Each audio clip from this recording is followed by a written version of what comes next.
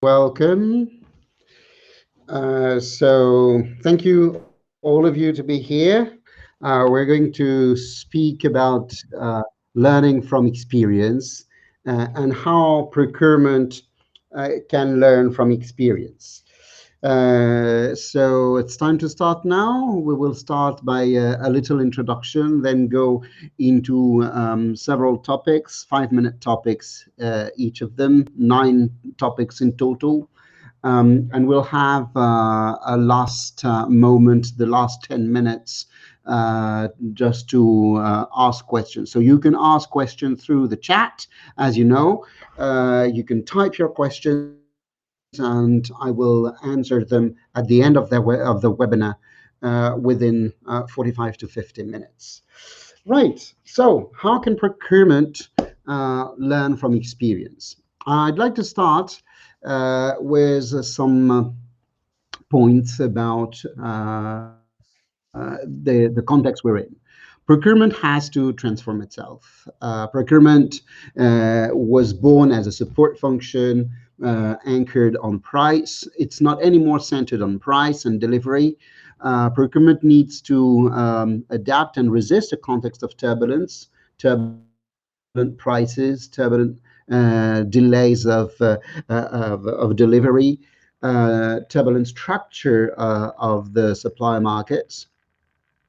Procurement needs to also to adapt to a context of many opportunities, new technologies, new opportunities, and has to detect and develop these innovations. So procurement has to transform itself into a more mature function and a more strategic function.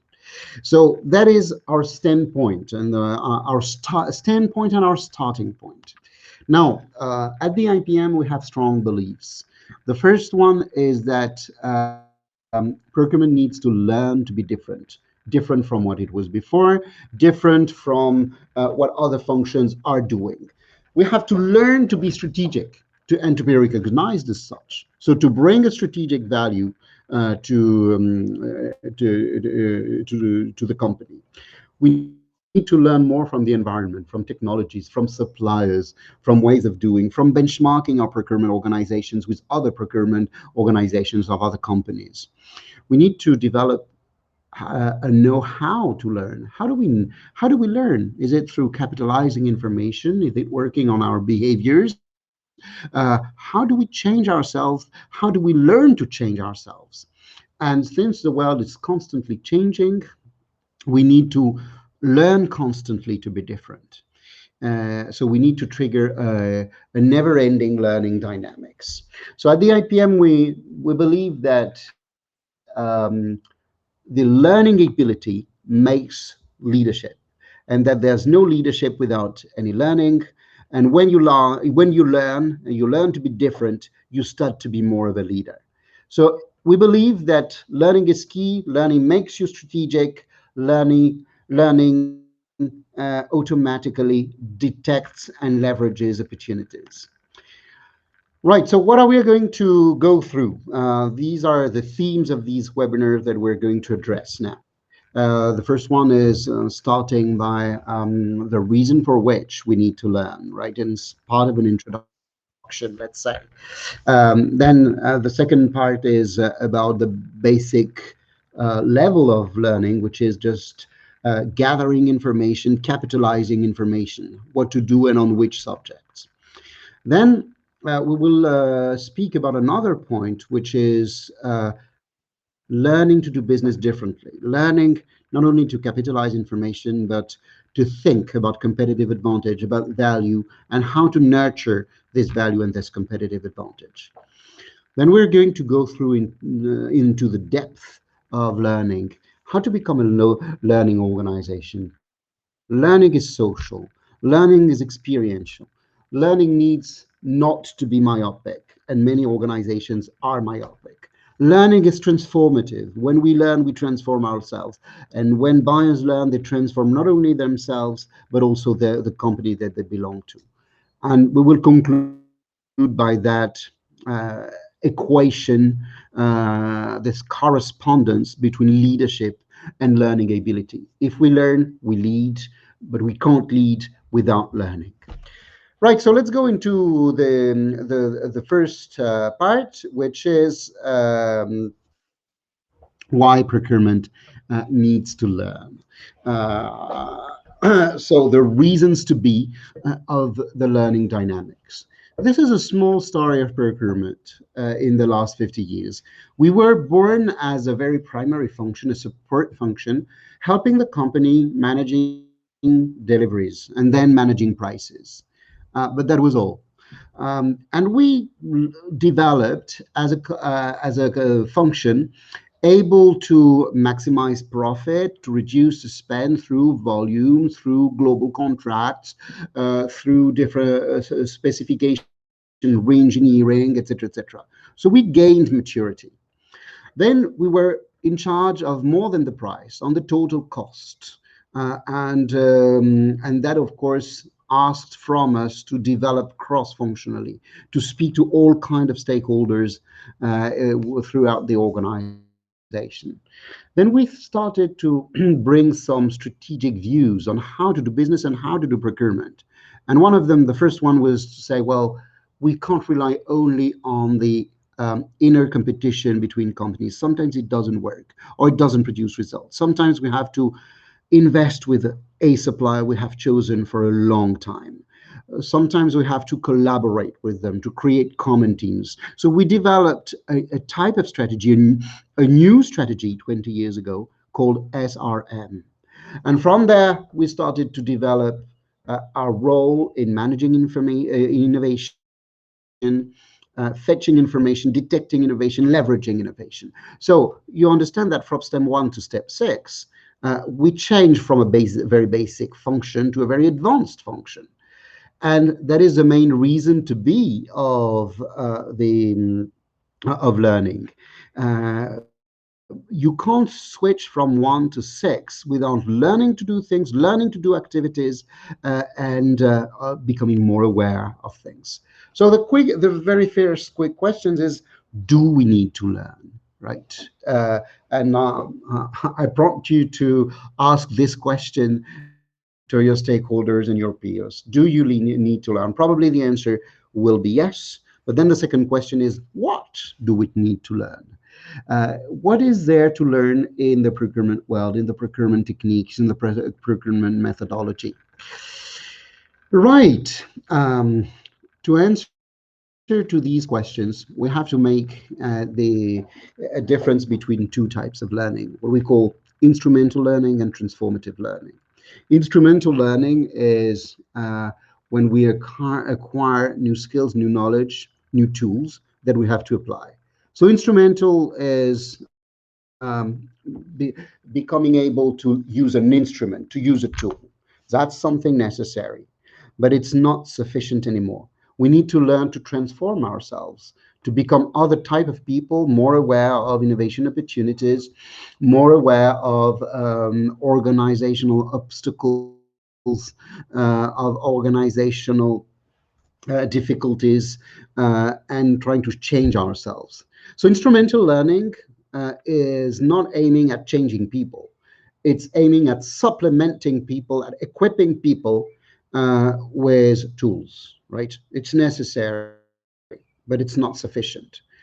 We need also to develop a second type of learning, which is transformative learning, to help people change who they are, not what they do, but who they are. One question that we can ask ourselves is, of course, how much do we invest in instrumental training and in transformative training? How much money do we invest? What is the scope of the people we invite to instrumental trainings and transformative trainings? What is the return on investment expected?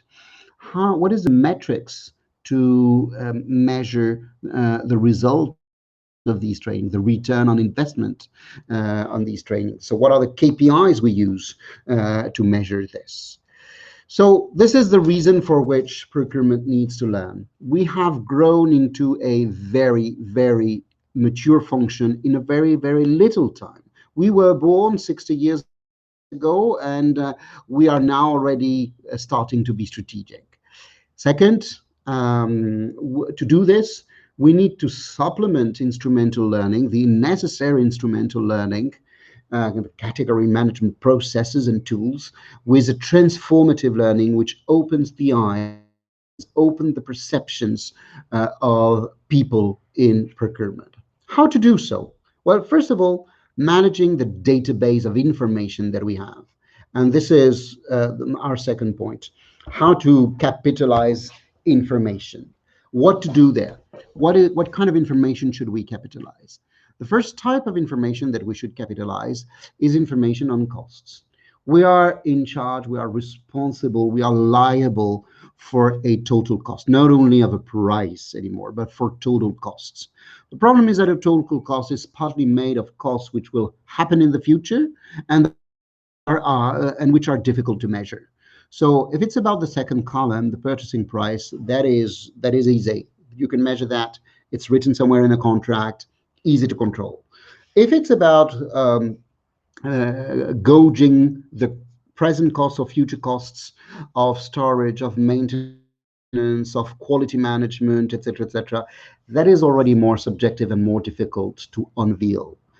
If it's about anticipating the future cost of non-quality, of non-delivery, of end of life, of recycling, of supplier management, then of course this is much more subjective and much more approximative. So we need to capitalize information on costs we don't know, and we will never know exactly. You probably know that say, do you prefer to be approximatively wrong or precisely wrong or approximatively right? Right? When we do TCO, we want to be approximatively right. But to go in the right direction, we will have to capitalize a lot of information. Much of this information will be below the sea level, invisible, even if they are very big parts. What kind of information should we capitalize? First of all, the effects, the TCO effects, in which when we reduce a cost, we increase another one. So compensation effect between one cost that decreases when another cost increases, defining where to find an optimum when we're summing A plus B. Another type of information that we should capitalize, of course, is information on the markets, right? Not only on our suppliers, but on the suppliers of our suppliers, the customers of our suppliers, their competitors, and notably their competition coming from substitutes, techno substitutes, or new entrants from other regions of the world, trying to update this knowledge, this awareness of the market structure, together with scenarios which explain how the market structure influences the conduct of the market players and the final performance of their company, so that we understand how a market changes and moves in time. We need to capitalize information on risks, types of risks, risks coming from suppliers, so from sub-tiers, from our own company strategy, from their production, risks of non-compliance, environmental risks, global market risks, etc., etc. So there are many types of risks to be controlled and anticipated by buyers. There are so many types that buyers really have to compile and capitalize all stories and information about potential risks happening. So we prompt buyers to develop checklist of questions on each and every dimension, so that they get some hints, some guidelines to check and capitalize all kind of risks. Another question, of course, is who will capitalize this information? Will the buyer be the one in charge of capitalizing this information, or will the buyer only participate to this? Right. So learning is about capitalizing information. But learning also has to do with doing business differently.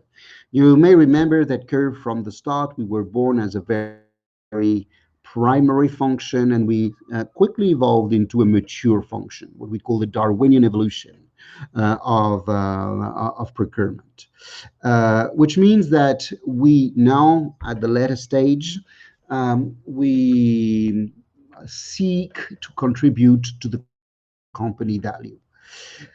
So, what is this company value? And how can innovation contribute to value? By reducing risks, by bettering processes, by bringing something into what we offer to our own clients, to the offering, by bringing something on how we contribute to the customer experience of our company, by contributing to access to new markets, by contributing to the brand image, by contributing to change the game and change the market structure in itself. So we need to learn how to bring value, and first of all, how to bring value at each of these very different stages. We also need to learn to work in two different ways. Um, an exploitation mode and an exploration mode. We speak about ambidexterity and not only in procurement. As you know, ambidexterity is about being able to write with the left hand and the right hand. Ambidexterity in management and notably in procurement means that we must be able either to exploit and explore. Exploit is just doing more of the same, doing business as usual with more and more performance. Explore is venturing out in new fields and trying to detect new opportunities. We can't only explore. We need to exploit processes, to exploit routines, to provide cost reduction, price reduction, supply delivery, SRM, etc., etc. But we also need to explore new markets, new opportunity, new ways of doing business. We must be able to play with both hands, exploiting on existing routines and processes, exploring new ways of doing business. Notably, when our companies operate uh, in different strategic environments or in turbulent environment, in fast-moving environment, in environments which transform themselves, then of course exploitation is not sufficient anymore. We need to explore what the future can be. The, we also need to learn to contribute to the value and to make the suppliers contribute to the value of our company and the value we are selling. So some suppliers contribute to innovation because they're very innovative through their technology, through their ideas, through their knowledge. Some suppliers contribute to the service because they enable us to be flexible, to be on time, to have high quality. Some suppliers contribute to our costs and to the reduction of our costs. So we need to understand which supplier contributes to what, and if the suppliers contribute more to the to one color or to other colors. Very few suppliers are able to contribute to several colors at the same time.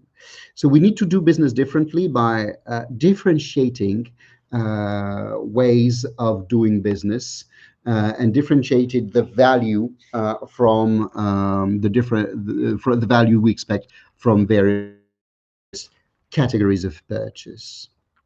Uh, we also need to differentiate the type of suppliers, of course.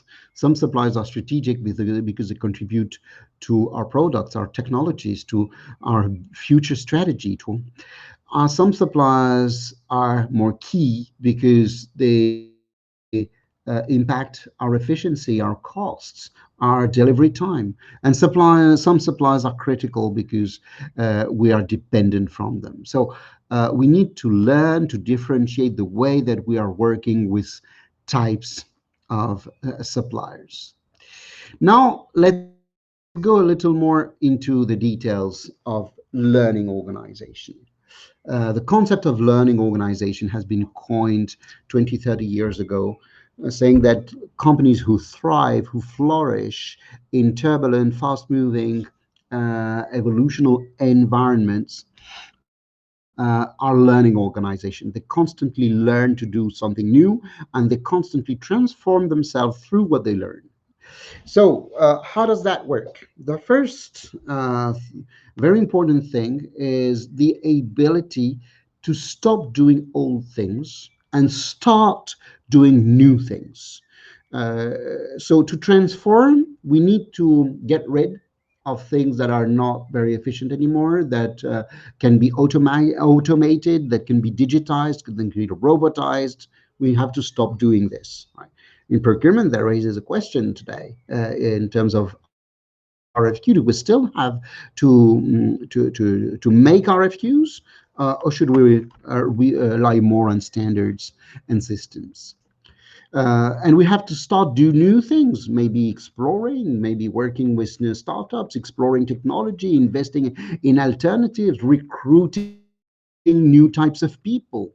We're going to discuss this just after.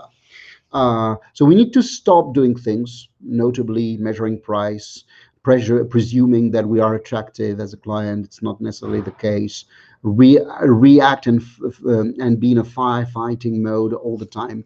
And we have to start measure the total value, build new KPIs, anticipate needs, anticipate technology evolutions, anticipate the market evolutions, interpret learnings, understand the value of failures because they teach us something, and capitalizing experiences. If we want to be a learning organization, we have to be able to play with unfreezing and freezing mode. If we want to change, we have to unfreeze at a certain moment, and notably when there's a certain inertia, right? So we have to unfreeze and make people free of experimenting new ways of doing new processes, recruiting new types of people, unfreezing the status quo. Then, of course, starts a phase of transition, very creative, but with a lot of confusion, competition among people, and risks of failures and risk of taking negatively the failures, even if there's always a learning in the failure. At that time, it's good to have the transition for all the creativity until a time where all this becomes too negative, and then we have to refreeze a new mode. So these are three steps in learning organization, in which in the first step we have to gather stories, uh, recruit unexpected people, unexpected human profiles, value failures, then start to be in a transition mode with a lot of creativity, create stories, accumulate learnings, create learning speedboats, make these speedboats compete among themselves, communicate about what has been learnt. And when we have learnt enough, then immediately refreeze by routinizing the learning processes, routinizing the new processes. Needless to say, learning is very different according to the environment you're in. Environment sometimes have a change dynamics which can be planned and continuous. So slowly, everything changes in a linear way. And some environments on the country change in a very erratic way, right, with a lot of ups and downs. So some environments on the left-hand side in grid have a planned, continuous, linear speed of change when the markets are structured, when it's driven by production, and this requires a lot of complexity skills. Some environments, on the contrary, are disruptive, notably when they're driven by new technologies, and they require fresh new skills. They're emergent, episodic changes. We need to adapt to these two environments because the learning pace and the learning mechanism will not be the same. In the greens, left-hand side one, we need to anticipate, we need to understand the strategy, we need to roadmap, we need to create scenarios.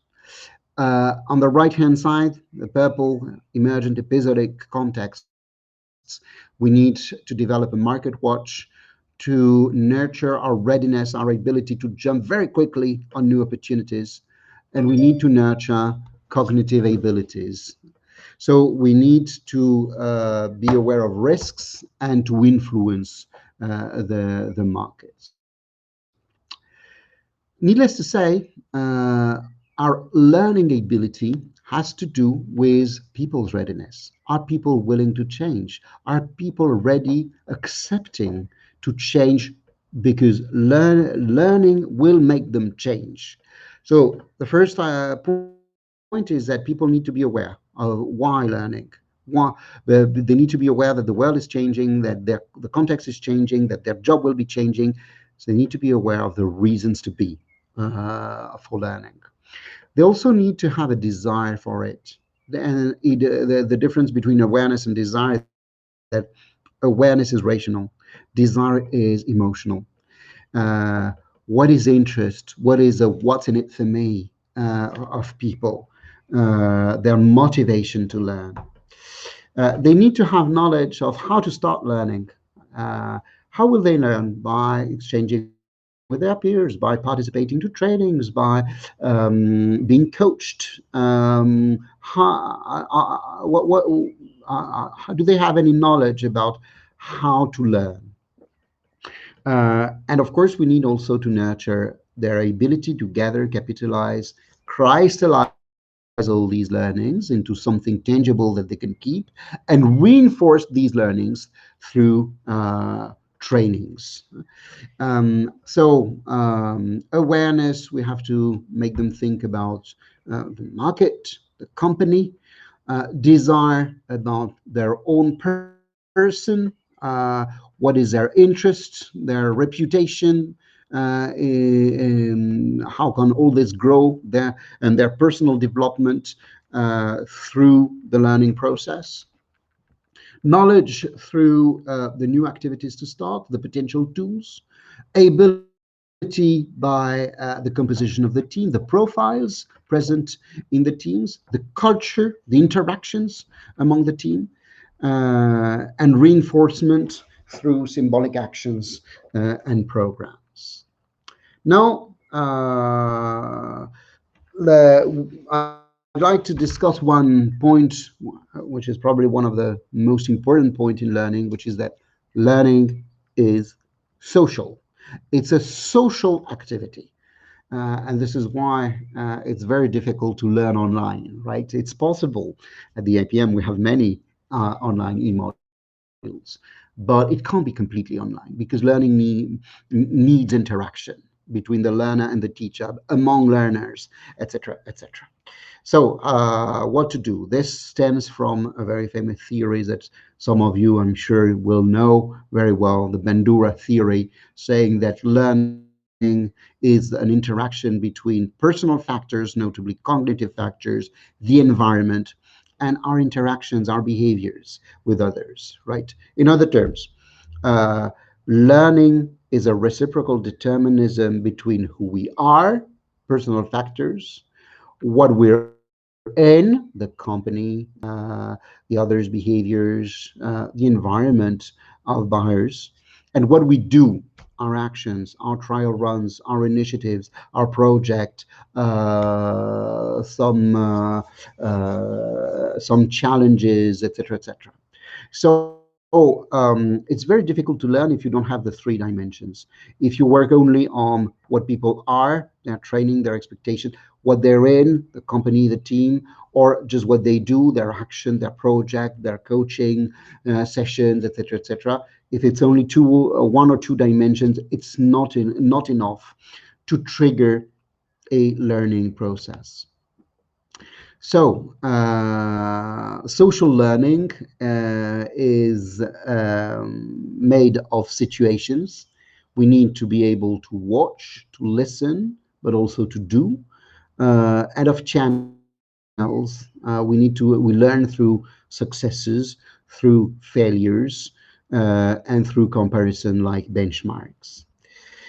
The benefits of social learning is that enables to integrate very quickly newcomers, and to integrate external partners such as key suppliers, training companies in the learning processes. So it creates a lot of interaction among learners and between the learners and sources of knowledge.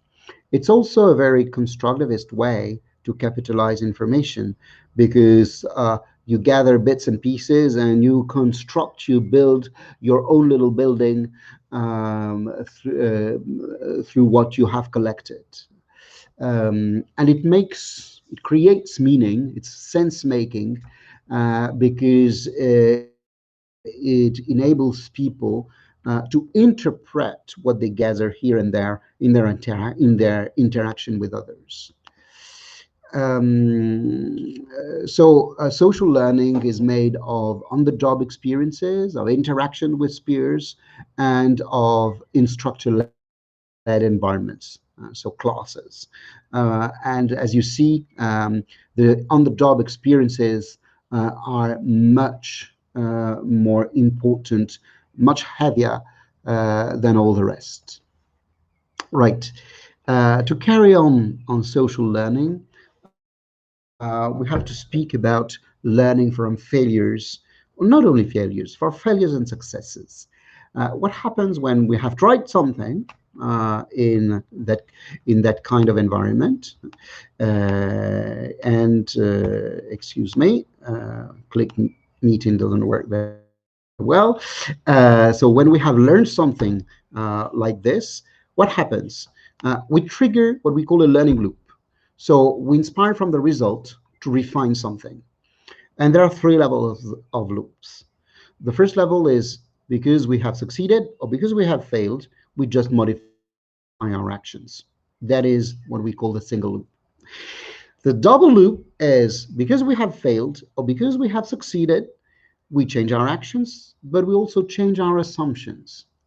This is how we learned to do SRM.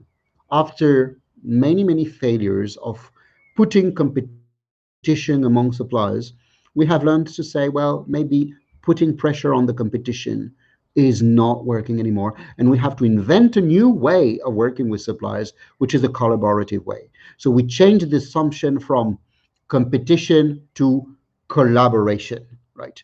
Double loop learning. We don't change only our actions, we change our beliefs, our assumptions. And triple loop is when we change the context. So when we restructure the context of our actions. So because we want an innovation project has failed, we understand that we need to work in a different context with startups and we're in an ecosystem. So we change the content because this is the only way through which we will succeed.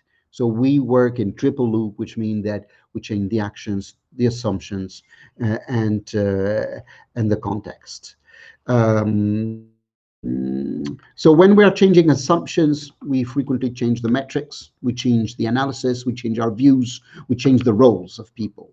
When we're changing contexts, we change the organization, we change the geographical scale, or we change the governance. Right, so when we are changing assumptions, we have to play with KPIs, with market strategy, with TCO models, with risk evaluation, with targets.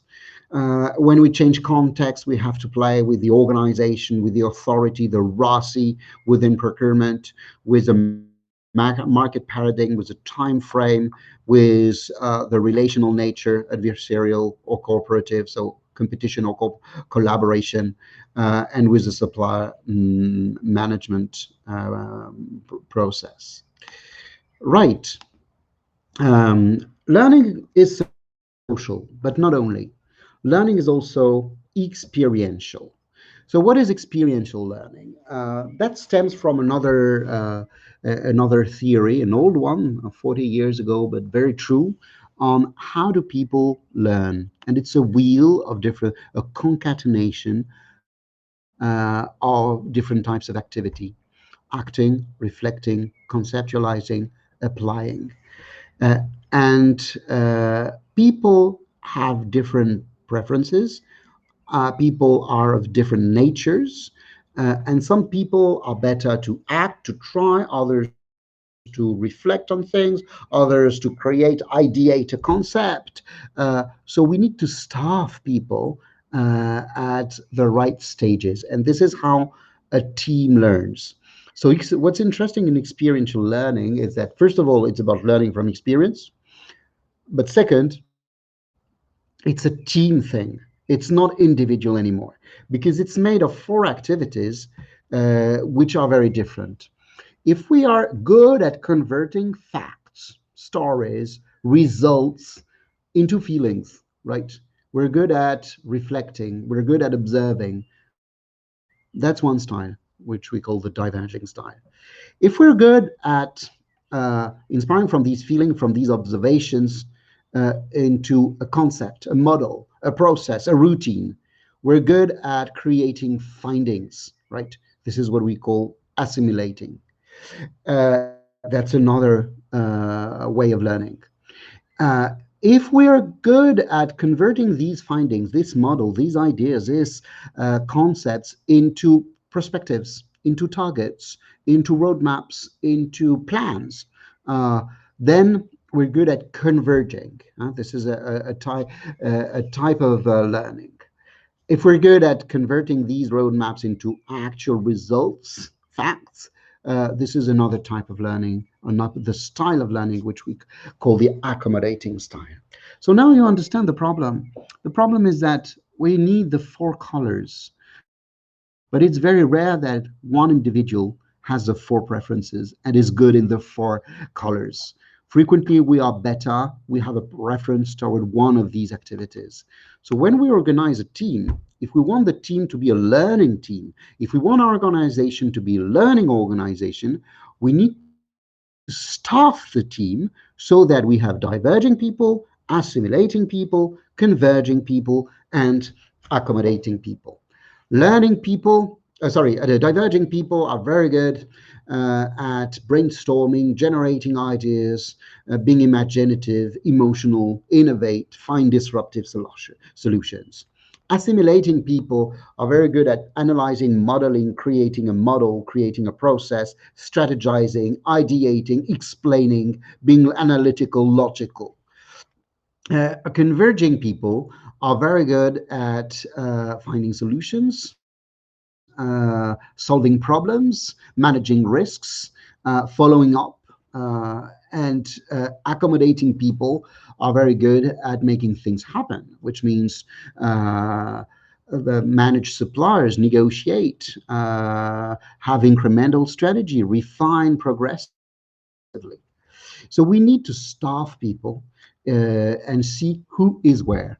So what's interesting in experiential learning is that it says that learning is collective. Learning is a question of team, and learning happens when there's a right combination of preferences, the right combination of profiles. If you have people of one color only, learning will be very different. Learning will be very difficult. Sorry. If you have only diverging people, then you will have a lot of ideas, but nothing tangible. If you have only assimilating people, then you will have a lot of models and processes written here and there, but again, nothing will happen. If you have only converging people, you will probably have no new idea. If you have only accommodating people, you will have no perspective, no plan. So we need to ensure the complementarity of people throughout a team just by spotting who is there, and also to develop people ability. So I've never said that a diverging person can't become an assimilating person. We can change our preferences, or we can supplement our natural preference with other types of behaviors. So learning is social, we said. Learning is experiential, we said. But we have a problem. We are very myopic, right? Companies are myopic, people are myopic. You know what myopia is? Uh, I can see very well at 1 centimeter, but I can't see anything at 10 meters, right? I don't see what's distant. So the idea of myopia, it's an image, it's a metaphor to say that we have difficulties in learning because we sacrifice the long run effects to the short term benefits. If something is beneficial tomorrow, but but absolutely detrimental within 5 years, we'll go for it for the short-term benefits of tomorrow. So we have a temporal myopia, right? We see the very near future, and we tend to ignore the long-term future. Spatial myopia is the same, but not in time, in space. We favor nearer effects when things affect our categories, our portfolio of spend, the country we're in, the people we know, etc., etc. Then we get focused. Then, if that sacrifices other business units, other countries of our companies, then we are less sensitive. This is spatial myopia. And failure myopia is the fact that a lot of people learn more through their successes than through their failures. And it's a pity because frequently there's a lot to learn from failures. But because failures are negative, because failures are depressing, because failures do not really value us, because we have to acknowledge that we have failed, then we prefer not to mention them, and we unfortunately don't learn from them. So these three types of myopia are obstacles to learn. How to manage that? First thing, what creates these myopia? The more companies are big, the size, decentralized, many entities being able to take their own decisions here and there. Complex entities are not exactly comparable, they don't do the same. Heterogeneous, conflicting. Business unit A does not agree with business unit B. Purchasing director in this country sees it completely differently from purchasing director in that other country, etc. The more we have these phenomena of big companies, decentralization, big turnover, big size, very complex organization, heterogeneous organization, lack of memory, no capitalization of information. The more we have this, the more we develop temporal myopia, spatial myopia, and failure myopia. So we first have to make sure that these interferences do not interfere with the learning process. And then, of course, we have to learn to fight against the myopia, notably by decomposing the value contribution, by sequencing the objectives, and by previewing, of course, the objectives to be in the long run, by enacting the resources and talents, even the far one, even outside procurement, that we can develop, by creating cohorts which are differentiated cohorts. Some people just may learn one thing punctually. Other people will enter into a long-term development path. Um, by capitalizing on the learning experience and having people formalize what they have learned from their experience, and also by measuring what we don't learn. Right. Uh, Last but not least, learning is transformative. When we learn, we transform ourselves. And it's very difficult to transform oneself without learning something. So there's a correlation, a kind of equation between learning processes and transformative processes. Usually, when we transform ourselves by learning, we are disoriented. So we learn something new, and oops, it's a dilemma. That changes my vision of the world. That changing the way that I see my job. So that disorients me, right? And it's a dilemma. This is what we call the power of disorienting dilemma. Okay. Transformative learning starts by a shock. From this shock, we will self-examinate, we will assess our own assumptions, we will understand the discontent, our discontent and the others' discontent. We will explore new ways of doing. We will try to see if we can behave in another way. We will build confidence in these new ways, and then we will start to plan a new course of action and implement these plans. But it all starts by being disoriented. It all starts by being shocked by the change. So, what happens in transformative learning, and what creates that kind of disorienting dilemma? First of all, new assumptions, changing supplier relationships, moving from a competitive approach of the market to a collaborative approach of suppliers. Changing types of strategies, moving from the leverage of the competition to the management of a dependency toward the supplier. Changing procurement organizations, changing assumptions on the markets, on suppliers, and on our strategies. Lateral thinking is also very useful to create disorienting dilemma and start to learn to transform. Focus on costs we haven't focused on. Uh, Focus on outsourcing what we have insourced or insourcing what we have outsourced.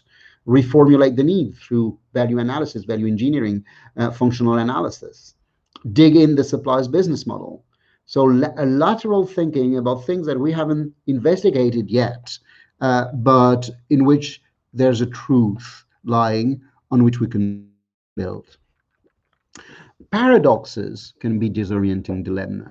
So when both one thing and its contrary are true, that's frequently the case in TCO, right? If I increase cost A, it decreases cost B. But if I decrease cost A, it increases cost B.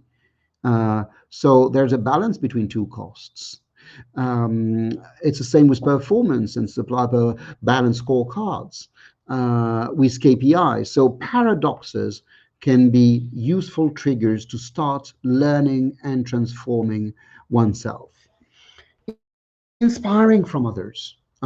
Others are other buyers internally, other countries, other our peers in the company, external buyers from other companies that we have an alliance with, or companies we are entitled to speak to, by understanding new processes or to adapt to new stakeholders. So inspire, imitate from others of our organization or other organization. Another disorienting dilemma is to open oneself to the affective side and to the affective side of others, notably of suppliers, listening to the supplier voice, listening to the stakeholders, satisfaction, dissatisfaction, dreams, anxiety, what their pain points, etc., etc. Reshaping the need by listening to all what's emotional, all feelings that suppliers and stakeholders convey and express to ourselves, to procurement. By being intuitive, some people are very intuitive in solving problems. Some people are very intuitive in choosing technologies and getting ideas. These intuitions, only a few people are intuitive, but when we have intuitive people in our teams, let's listen to them, because maybe it's a good idea, first of all. That's more than anything, even if it's a bad idea, their intuition makes us learn, makes us transform, make us challenge our assumptions. So their intuitions can be a disorienting dilemma. Conflicts can also make us learn something. Right. I like to now go to a little conclusion, which is that, as you understood, when we learn, we transform ourselves, and and we become more leaders. So leadership has a lot to do with learning. There's no leader who is not able to learn. Leaders learn by definition. But the equation works also the other way around, which means that when we learn, we transform ourselves and we become more of leaders. So learning is necessary and may be sufficient to increase leadership. The equation works both ways. Leading is about learning. Leaders, by definition, adventure in totally different worlds. They have a lot of questions if they don't have the answers. Leadership has a lot to do with agility, and agility has to do with learning. Leadership is more and more a collective phenomenon. Leadership is a question of community. Leadership is less and less a question of strong individual leaders, but a question of community, of team, of procurement organization. So it's a collective leadership of a function of a team toward the rest of the company. Networks, formal or informal networks, formal organizations, interactions, the interactions between one team in procurement and the supplier, for instance. This shared leadership frequently has to do or fosters an identity. Learning together unifies the people who learn together. They educate themselves together. By doing so, they build common beliefs, common representations, and a feeling of belonging to the same team and to the same values. So learning together creates a certain what we call the we-ness. When we speak, we say we instead of say I. This is the concept of shared leadership. So old leaders relied on their strength, like that animal. New leaders are more magnets, which provide a vision, build a team, and transform procurement by learning and by learning together. Right. Thank you for your attention. We've reached an end of this webinar. We still have 7 or 8 minutes to ask some questions. So on the bottom right of your screen, you have a chat box in which you can ask some question. I don't know if some questions have been sent already, a few logistic questions. We will share an extract of this presentation to participants. Only a few slides, but the most interesting ones. Not too many because it's a lot of slides, but you will get an excerpt from all these models and theories. That was one of your questions. Is there any other questions that the others would like to ask?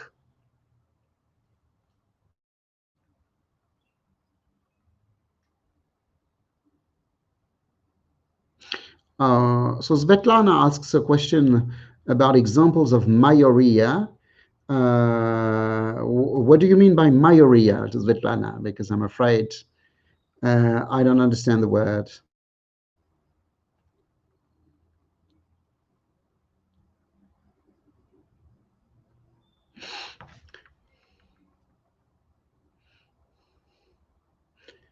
Any other question or any comment from Svetlana on?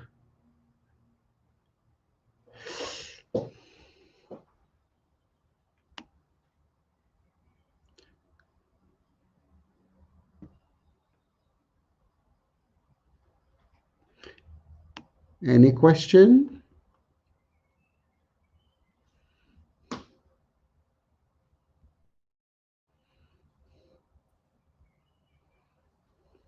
There is this question, my own.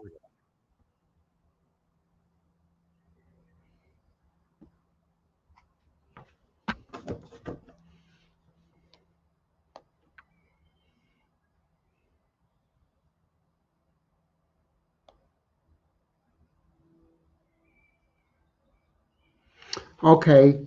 Well, in that case, thank you very much for your attention, and hope to see you for real in a real and interactive session in one of our trainings, our workshops, etc., etc., or to have the pleasure to see your name in the chat box of a further webinar. Thank you very much.